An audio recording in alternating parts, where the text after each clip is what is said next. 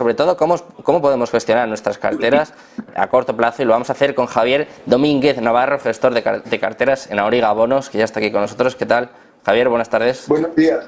¿Qué tal? Buenos días. ¿Cómo vais? Muy buenas, encantados de tenerle por aquí en un momento, como decía, clave. Está a punto de empezar prácticamente el tercer trimestre, volvemos al cole, muchos inversores han parado, han descansado en el mes de agosto. Ahora viene lo bueno, después de las palabras también de Jerome Powell en este Jackson Hole que tuvieron lugar la semana pasada, que son una especie de aperitivo de este comienzo, de esta vuelta al cole, como decía. Y quiero que nos situemos un poquito, Javier, que nos cuentes un poco cómo está la fotografía de mercado, cómo está en estos momentos y también cómo puede desarrollarse durante los próximos meses.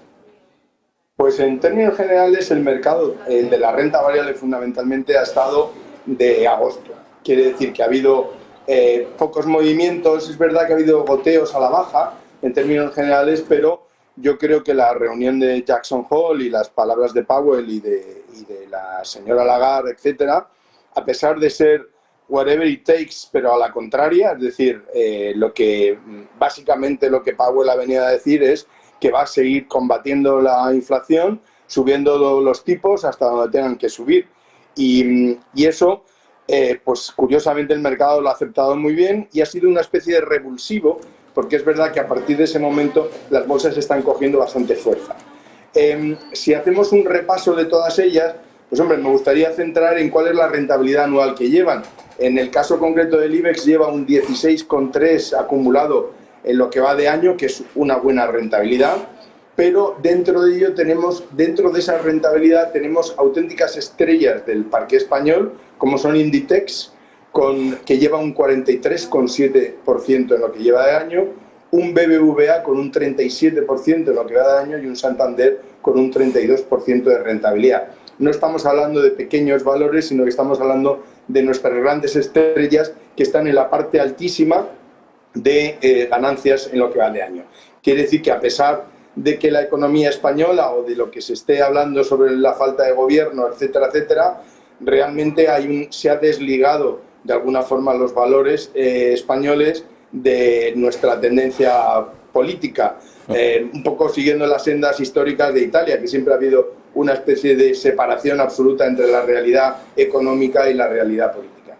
Pero también es importante decir que el Eurostoxx, que lleva un 13,6, es decir, ligeramente menos que el IBEX 35, resulta que el primer valor estrella dentro de esa revalorización es también Inditex, el tercero es el BBV y el sexto es el Santander. Es decir, el primero es Inditex con el 43,7%, ya digo, el tercero es el BBVA con un 37% y el segundo es Adidas con un 40%. Quiere decir que en definitiva que los índices se revalúen mucho o poco es poco relevante, porque hay determinados valores siempre que suben muchísimo y otros que caen de manera importante. Pero en este caso, en lo que va del año 2023, tenemos que decir que nuestros grandes blue chips se están comportando fantásticamente. Y eso es bueno para la economía española, porque en definitiva que capitalicemos más con estas subidas que están teniendo significa que los capitales o la capitalización bursátil de estos valores está aumentando de manera importantísima y eso nos hace subir en los índices internacionales también, lo cual es fantástico. Recordemos que ahora la mayor parte de las inversiones en las carteras de fondos y carteras en general en el mundo están en ETFs, que lo que hacen es replicar índices. Cuanto mejor estemos en los índices, más peso vamos a tener en ellos y por tanto más atracción vamos a hacer hacia nuevo capital. Por tanto, yo creo que en términos generales está bastante bien. Y luego ya si hablamos del Standard & Poor's 500, pues lleva un 15% de rentabilidad, que está también bien, y todo apunta, tanto el IBEX como el Eurostoxx como el Standard & Poor's, todo apunta a que está entrando, parece que hay mucho interés ahora en que se revalúen los índices y que está entrando dinero. Además, hoy también nos hemos juntado con información de la OCDE, estadísticas de la OCDE, donde priman, en el caso concreto de Estados Unidos, que sigue siendo, como siempre, la gran economía, y desde luego que el Standard & Poor's sigue un 15%, es una gran noticia, porque además ahí hay un peso importante de las tecnológicas, y yo creo que están ahora en un momento que parece que quieren repuntar. Has comentado que los futuros vienen ligeramente al alza, con un 0,06, pero digamos que es interesante que a pesar de la información que está pendiente, porque esta semana es una semana importante porque tenemos el empleo en Estados Unidos, que todo apunta a que va a repetir el 3,5. Tenemos también el IPC de la zona euro y de USA, que son realmente los que hacen cambiar. Estos son los auténticos, los que mueven ahora los mercados, son los resultados de los IPCs.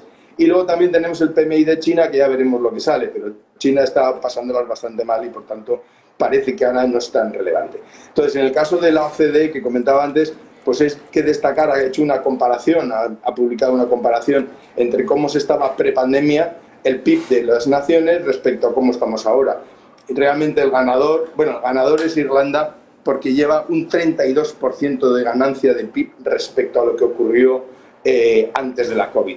Ese 32% yo creo que está compuesto de dos elementos muy importantes. Su buen hacer, porque han sido tremendamente hábiles los irlandeses, por un lado, y por otro el Brexit, que lo que hizo fue mucha empresa y mucha actividad económica que había en el Reino Unido se trasladó a Irlanda por el mismo idioma, mismo marco legislativo y prácticamente el mismo status quo. De manera que, y sin embargo, el Reino Unido pues lleva una caída, es el único que está en caída prácticamente desde, si comparamos pre-COVID con post-COVID. Está ahora en un menos 0,2, que no es mucho, pero es verdad que está devastándole el tema del Brexit y el IPC disparado que tiene. Ya digo, Estados Unidos es uno de los grandes ganadores con un 6,2, que una economía como la americana, que es la mayor, la más dinámica, lleve un 6,2 es una gran noticia, y lo que hace es que viene a decir que hay que seguir apostando por la economía americana como siempre, ¿no? Por tanto, eso es un poco, en términos generales, consideremos que el IBEX, el Eurostoxx y el Standard & Poor's son elementos que llevan un buen recorrido a lo largo del año, pero que todavía le queda. Y además, como está mostrando el mercado que la vuelta de vacaciones le está sentando bien, yo creo que hay apetito y que no nos va a dar muchos disgustos. Hay que ser tremendamente prudentes, pero apostemos por estos tipos de índices, ¿no? Muy importante esto que comenta Javier, que parece que todo está fatal, que todo se va a pique, pero las cosas no están tan mal, y además nos deja un poco más tranquilos, porque se dice que no dependemos tanto de nuestra clase política, que las bolsas se están desligando un poco de todo lo que sucede a nivel político. Yo creo que nos va a ir un poquito mejor, Javier, desde luego. Eso está claro. Y luego, desde el punto de vista de la renta fija, que de alguna forma es donde se aglutina todas las decisiones de los bancos centrales, es decir, lo que deciden los bancos centrales se refleja en la renta fija.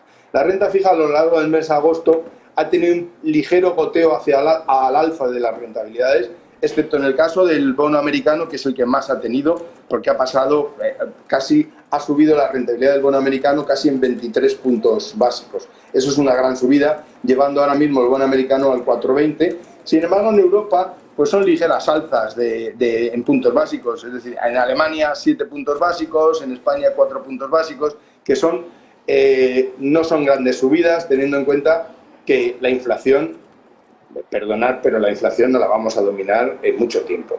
Lo que dicen los americanos, la inflación sticky, que es pringosa porque no hay manera de quitársela de encima.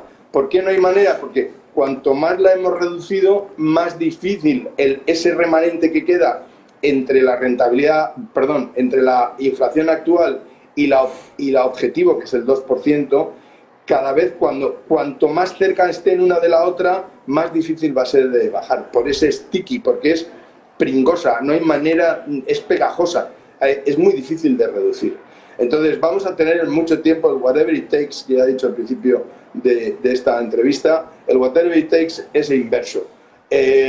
Consideramos que Powell y luego Lagarde van a seguir subiendo y subiendo, teniendo en cuenta que se sigue manteniendo, porque donde vigila la Fed es el desempleo, y el desempleo probablemente, ya digo que probablemente repita, con la información que vamos a tener esta semana, probablemente repita el 3,5, y eso le da alas. Que no haya un gran desempleo le da alas al señor Powell a seguir subiendo los tipos de interés. Veremos hasta dónde vamos. Pero, dicho eso, el mercado de la renta fija se sigue comportando dentro de un tramo, o sea, no hay grandes descabales, no hay grandes subidas, no sufre tanto, sino que de alguna forma sí que hay un goteo simultáneo al alza. ¿Eso qué nos lleva? Nos lleva a decir que es buen momento para ir haciendo cartera. no toda. Es decir, si tienes una determinada liquidez, no la metas toda en renta fija. Si tienes un objetivo de inversión de renta fija para este año, no lo hagas todo de una vez, pero sí que es buen momento para ir haciendo compras, un stock picking de determinados valores que están francamente interesantes y que nos van a determinar pues, que le podemos ganar un 4% a nuestra cartera fácilmente. O sea, ahora mismo están, en términos generales, los bonos a 10 años están, habrá que elegir, pero un 4% es relativamente fácil de obtener. Un 4%, teniendo en cuenta de dónde venimos, es un cañón, porque nos vamos a tener un 4% a lo largo de 10 años, y eso va a ser intocable y de alguna forma nos va a dar, porque la inflación caerá del 4% enseguida. No sé si este año o el año que viene, pero va a caer del 4%. Y sin embargo, si podemos comprar bonos al 4%, nos aseguramos que vamos a tener una rentabilidad durante 10 años por encima de la inflación. Porque, insisto, que a pesar de que va a haber sticking, el CPI, sticky CPI, lo que sí que va a haber es que va a ir cayendo. ¿Cuánto tiempo? Pues veremos, en 6 meses, un año. Pero claro, si tú te compras un bono a 10, pues te lo aseguras 10 años más, ¿no? Pues teniendo en cuenta todo esto, Javier, si le parece, para terminar, quiero preguntarle precisamente por lo que he ido esbozando durante toda esta entrevista, un poco oportunidades de inversión. Hablaba usted de bonos, de que bueno, los índices también se están revalorizando bastante, un 13, un 15%, desde luego que no está nada mal. Si le parece, para terminar, cuéntenos un poco dónde ven oportunidades de inversión, en qué sectores, en qué activos. Pues yo sigo apostando por los índices. Es muy difícil, a pesar de que ya comentábamos que los índices, el IBEX, lleva un 16% de rentabilidad y que dentro los valores como Inditex, BBVA y Santander llevan una enorme rentabilidad, es muy difícil acertar. O sea, ahora mismo entrar en un Inditex que lleva un recorrido de un 44%, es muy probable que siga subiendo, pero ya comprar con un 44% de rentabilidad acumulado en el año es un poco difícil. Es decir, lo que siempre se suele recomendar es entrar a la caída, no a la subida, y la rentabilidad acumulada que lleva es francamente mala. Entonces, como la media está ahí, yo seguiría apostando por el Standard & Poor's, que desde luego le queda recorrido. Es verdad que vamos a tener bastantes fricciones por la rentabilidad, por los tipos de interés americanos, pero sigue teniendo, es una economía brillante, es una economía dinámica que se recompone sola, no necesita de nadie.